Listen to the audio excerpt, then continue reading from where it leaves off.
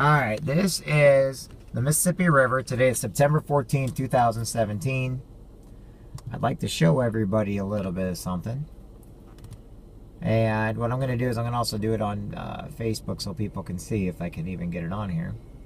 But I want people to know and see where I came from. And, you know, I love where I'm from. I really do. And what I'm doing is I'm going to also check my Weeboost to make sure my Weeboost can do all this. Okay. I'm going to put on here, before I get started, I got to say whatever. Okay. This is where I come from. Starting from the Mississippi River and going all the way back to the North Bottom Road. You can join me live so I can kind of show you an area that is beautiful, full of farm, full of clay, and just where I come from. Today is September 14th, 2017. Okay, there we go. Now I'm going to switch views, and I'm going to push record. Now we are going to go, we're going live right now if it allows me to. Hey everybody, this is Jeffrey Jansen. What I'd like to show everybody right now is where I come from, where my family comes from, where my dad comes from. This is my dad's side of the family. And it's just the area. It's not necessarily what we own or anything like that, because that's not the case. It is just kind of how people relax. You know, the area that the flood of 93 flooded, and then the flood of 2008, the levees that we stacked sandbags up on. And what you're looking at right now, what I'm going to switch around now, is the Mississippi River. And I went all the way to the westernmost tip of the Mississippi River. And if my phone will allow me to, what I'm going to do is I'm going to then go back and I'm going to drive across and go towards the Canton area. And I just want you guys to all see, you know, some of, you know, this is God's country with it. You know, this is just beautiful land back here. And I just want to show you kind of where I come from. I know I do a lot of work a lot of times. I know I do my gardening a lot, but I want people to know about my family and about how great they are. And, you know, everybody in my family is different. They're all great people. They all have something to bring to the table. And this is the area I grew up in. Now, why is this important? Well, we all love where we come from. And when I was in the Marine Corps, these are areas that I used to dream about, because it was like, okay, I want to get back home to this stuff. And everybody's like, why? And where we're at right now is we're actually at the far end of one of the campsites over by the Mississippi River. So what I'll do is I'll turn the camera that way. And then what we're going to do is when we go past the river, you guys can actually see the largest river in the United States. But you can also see why all these houses and everything else, they're not necessarily houses, they're campsites, they're up on stilts. Oops. Everything around here is monitored by video camera and everything, just in case thieves or anybody want to do anything stupid. People don't know that there are cameras and video cameras and everything else out here making sure that if somebody wants to cause harm. But you gotta understand, after the flood of 93, there were vandals and stuff, so they took security measures. But as you can see, it's gorgeous around here, and it's right next to the Mississippi River. But when Mother Nature, she takes back her land, she takes it back. So as you can see, even these houses are lower than the flood of 93 and 2008. There was also the flood of 78, I believe. My family used to market on their houses and everything. And over in the parks, it shows how high each year the river gets, to show that Mother Nature is always going to be in charge. She's always going to be in control. But that's right to my left is the Mississippi River, which you're looking at, along with houses that are up on stilts, and they're built high because these are campsites where people come. They all have video and security, 24-hour video security monitoring that alerts if anything happens. So I don't want to give anybody the wrong idea. People have taken precautions because, like I say, people, they don't always have good intents. But across there, you might see a couple areas that look weird. Those are actually hunters that have their blinds and everything set up for duck hunting, goose hunting. They also make homes and nests for different types of birds, waterfowl, stuff like that.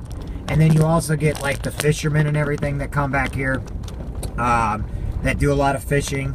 And where we're moving right now is it's all gravel because it floods all the time. So there's no way of keeping a regular road around here. And the roads will change too according to where the floods are at and everything.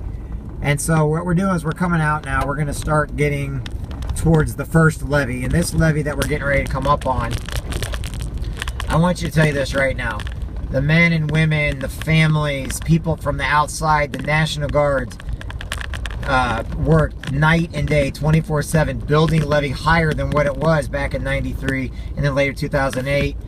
And Mother Nature ended up winning in the end. But if you saw the dedication and hard work that these great men and women of the Indian Grave District, but not just that, there were people coming from all over the Quincy area. If you don't know what the flood is, you need to go look it up. You need to know your history of this area that got flooded and came about.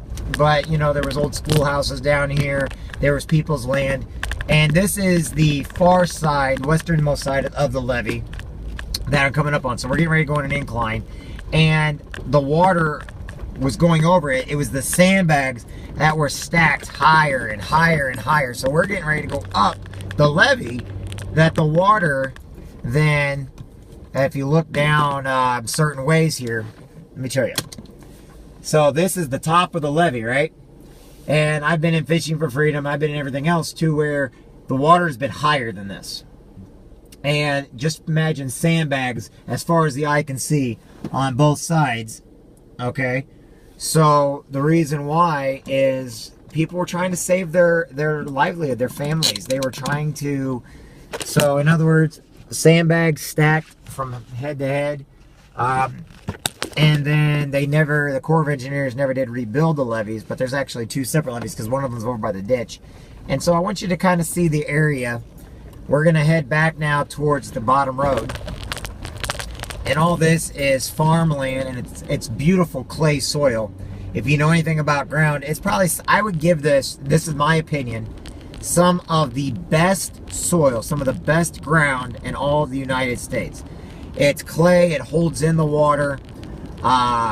You get great crops from it, and so this is kind of what people did. Now, a lot of the trees and the farms, everything was taken out after '93, and then 2008, anybody that was left, it took out. FEMA, this is all FEMA land. They made people get out because they just can't protect you in here. Insurance companies know that no matter what, you're going to flood anyway, so you can't get flood insurance down here unless you're a farmer.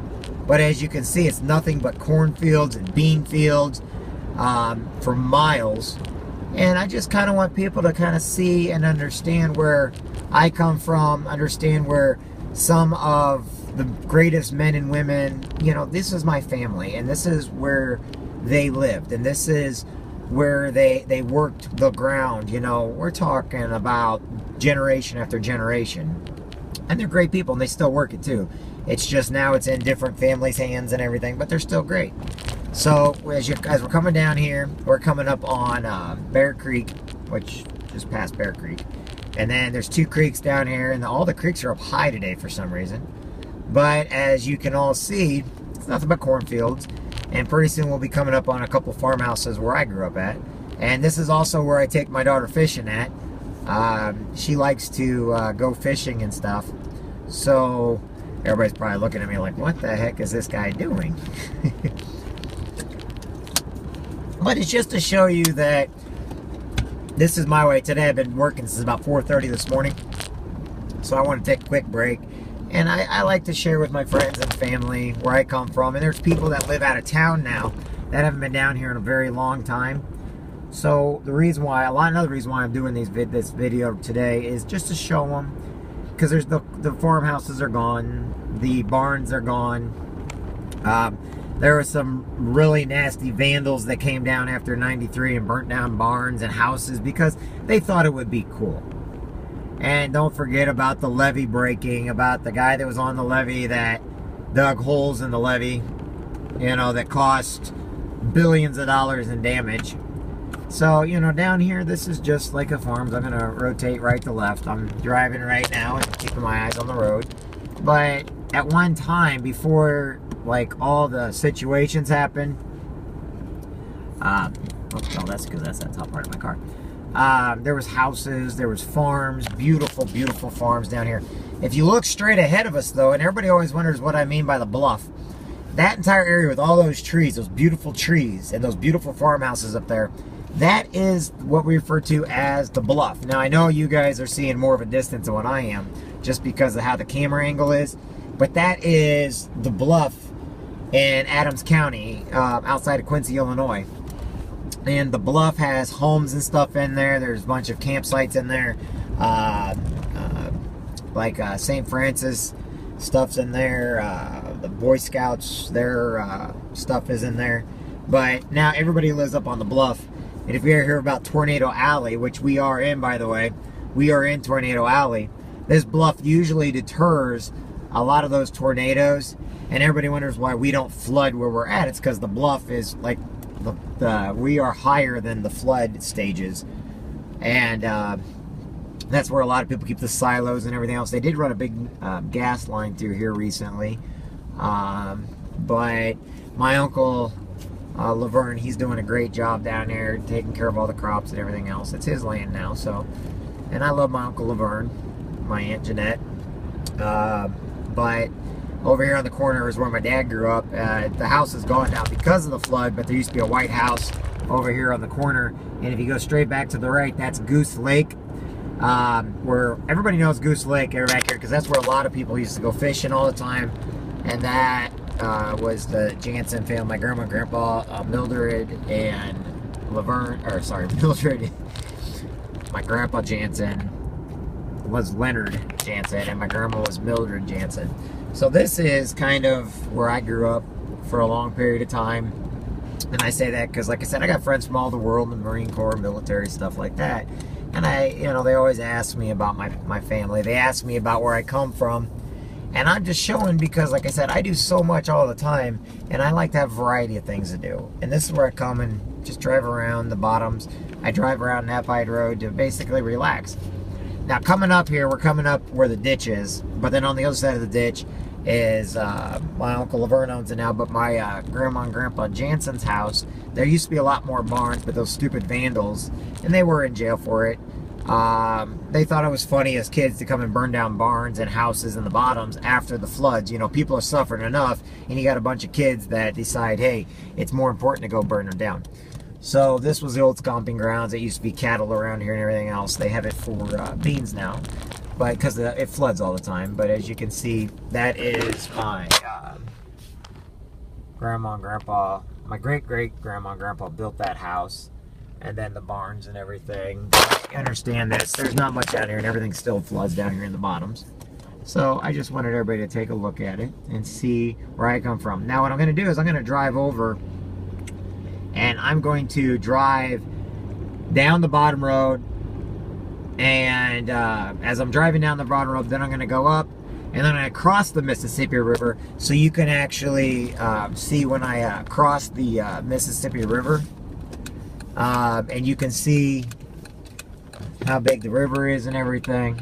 Because a lot of people, they've never even seen the Mississippi River. A lot of people, they're not from this area. And right now with all the flood, with what's going on down in Florida and Texas and everything. By the way, I run this road and I bike ride on this road. And this road down here, this is the North Bottoms, it's a pain in the butt. Because it just goes and goes and goes and goes, and where it ends, nobody knows. But no, it's fun to be down here. There's a lot of cornfields and everything down here, as you can see. Right now, that's bean fields, and then it goes the ditch, and then it goes everything else down here. My eyes, I have full sight on the road right now and everything else, and I'm keeping my eyes on the road. That's why I'm not focusing the camera. Here I will one time just so you can see it. Well, you can't because I don't have that on.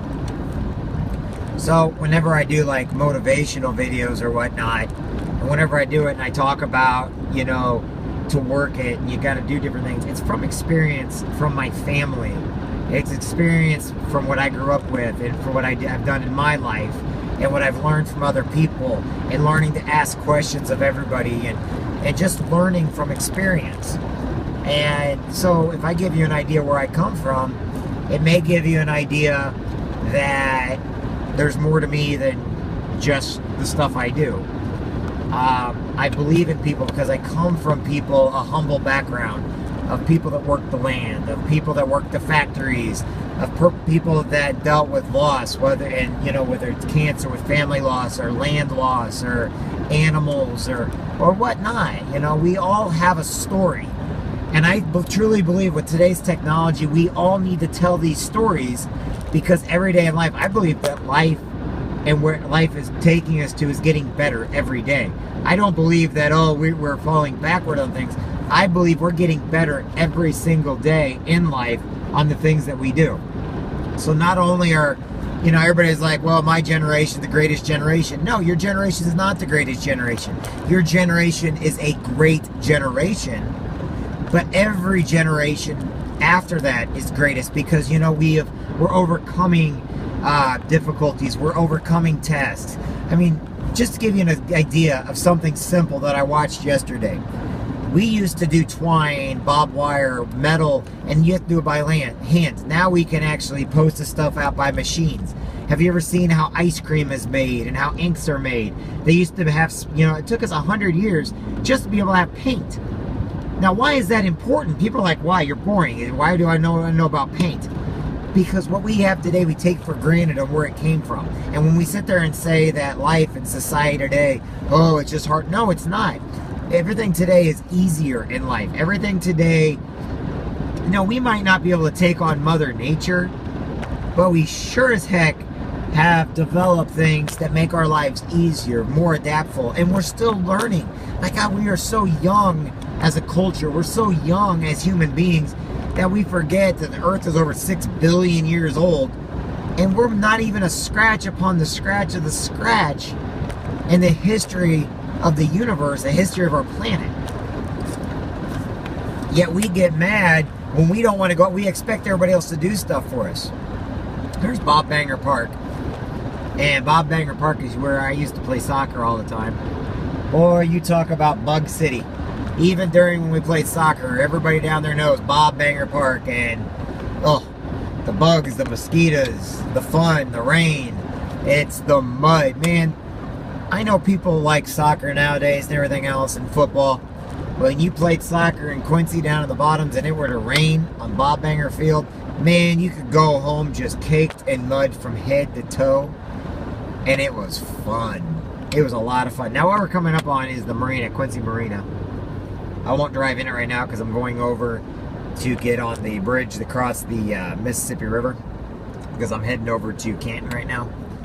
But okay, this guy is actually going slow in the bottoms. It's actually a faster speed limit than what it is. All this was underwater at one time, and a lot of you have seen me talk from down here, because this is where I do my reading at. This is where I read motivational books, which I am going to do today, because I gotta do about 4 more things, and I'll get over to the motivational books. And then where I'm going right now is I'm taking a left up into, we're gonna go, there's a bunch of parks, but we're not going to the parks. I'm going up to the highway right now, so I can cross the bridge. It's a one-way, so if I go up any farther, I have to turn around, go back to go down. It's because of the one-way. And so what we're doing, there's a bunch of parks and everything in here, as you can see, both sides. Quincy, Illinois has some of the most beautiful parks, and they keep it clean. As you can see, we have guys out cutting grass still, and this is September 14th. So we got guys out here cutting grass. Let's wave at them, everybody. Thank you for cutting the grass, guys. Making it all look nice and pretty, beautiful. And they do, the Quincy Park District does take excellent care of our parks, and they do an outstanding job. And we are known for our park system around here. We have a lot of parks in Quincy. Now this is the highway, so I gotta be careful. So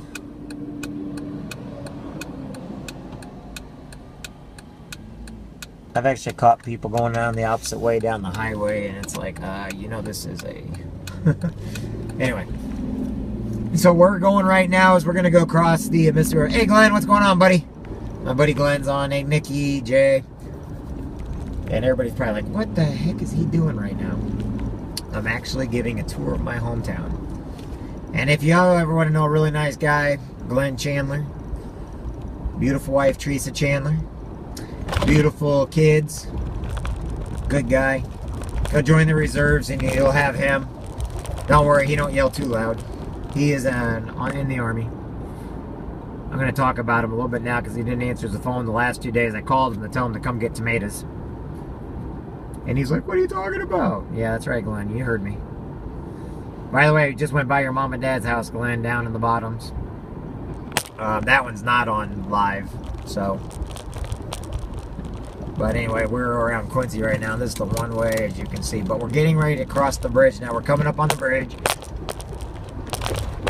And we're going to follow the truck to the bridge. We got a big truck in front of us.